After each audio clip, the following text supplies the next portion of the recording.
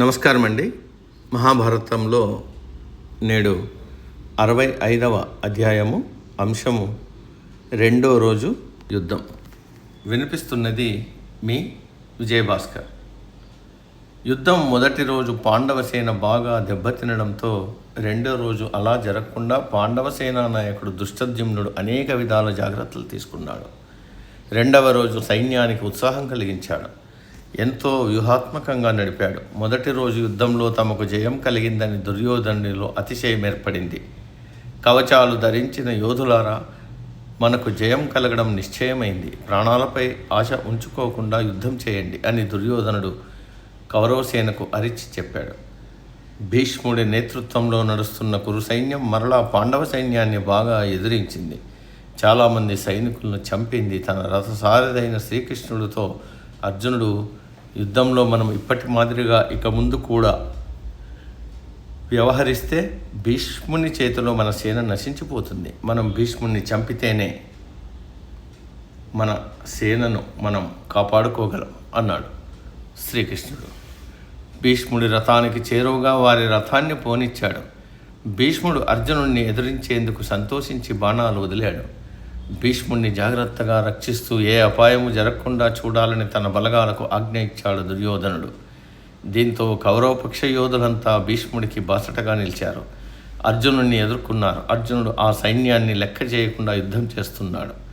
యుద్ధంలో అర్జునుడిని ఎదురించగల శక్తి కౌరవపక్షంలో భీష్ముడు, ద్రోణుడు, కర్ణుడికి మాత్రమే ఉందన్న విషయం అందరికీ తెలిసిందే. భీష్ముడికి సహాయంగా వచ్చిన ప్రతి సైనికుడిని అర్జునుడు శీఘ్రంగా రూపుమాపాడు.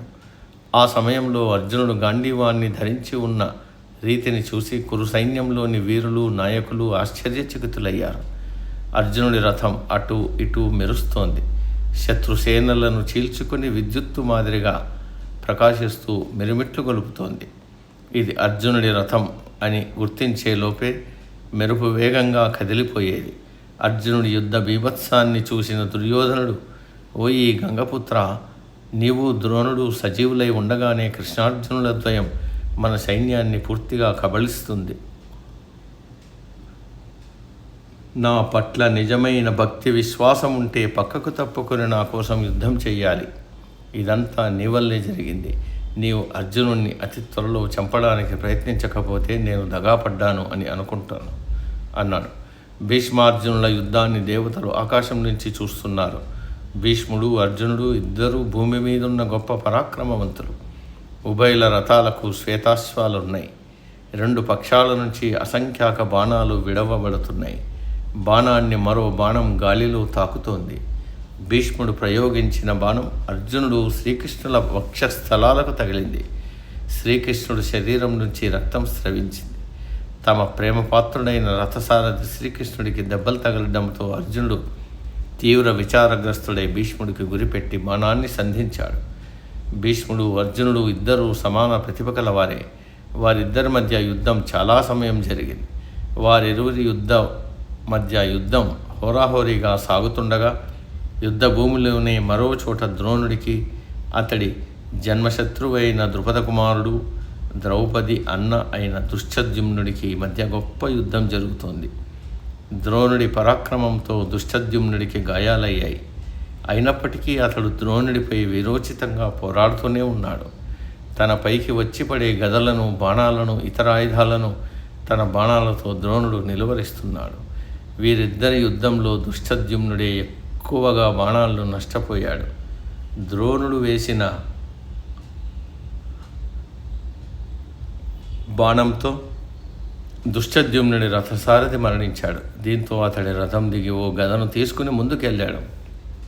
దుష్టద్యుమ్నుడు తన కరవాలం బయటకు తీసి లంఘించే ప్రయత్నం చేయగా ద్రోణుడు ఆ ప్రయత్నాన్ని నిలువరించాడు. అప్పుడు భీముడు దుష్టద్యుమ్నుని అవస్థ చూసి అతన్ని ద్రోణుడి బాణవర్షం నుంచి తప్పిస్తూ తన రథం మీదకు లాగి తీసుకెళ్ళాడు. ఆ సమయంలో భీముణ్ణి చూసిన దుర్యోధనుడు కళింగ సేనను అతడి పైకి పంపాడు. తన పైకి వచ్చిన ఎంతోమంది కళింగ యోధులను భీముడు చంపాడు. మృత్యువే శత్రువు మధ్య ఉన్నట్లు శత్రువులను చీల్చి చెండాడుతున్నాడు. ఇదంతా గమనించిన భీష్ముడు కళింగ సైనిక దళాన్ని ద్రోణుడికి సహాయంగా పంపాడు. సాత్యకి, అభిమన్యుడు, మరికొంతమంది యోధులు భీముడికి సహాయంగా వచ్చారు. సాత్యకి వదిలిన ఒక బాణం భీష్ముడి రథసారథిని కుప్పకూల్చింది. సారథి లేకపోవడంతో గుర్రాలు రథాన్ని తమ ఇష్టం వచ్చినట్లు తిప్పుతున్నాయి.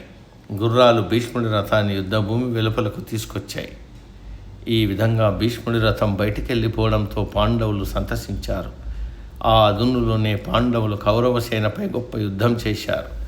ఆ రోజు కౌరవులకు విశేష నష్టం జరిగింది. ఇదంతా అర్జునుడి పరాక్రమం వల్లనే జరిగింది. కౌరవ సేనలోని నాయకులు తత్తరపాటుతో కిందటి రోజు తాము పొందిన జయాన్ని మర్చిపోయారు. ఎంత తొందరగా సూర్యాస్తమయమై ఎంత త్వరగా ఈరోజు యుద్ధం ముగిసిపోతుందా అని కౌరవులు ఎదురుతెన్నులు చూశారు. సూర్యుడు అస్తమించడంతోనే భీష్ముడు ద్రోణుడిని ఉద్దేశించి, ఇప్పటికీ యుద్ధం ఆపడం మంచిది, మన సైన్యం అధైర్యపడింది, అలసిపోయింది అన్నాడు. ఇక పాండవుల పక్షాన అర్జునుడిని చూసి ఉత్సాహంతో సేన తమ విడిదికొచ్చింది. రెండో రోజు యుద్ధంలో పాండవులదే పైచేయి అయింది. సమాప్తం. సర్వే జన సుఖినో భవంతు.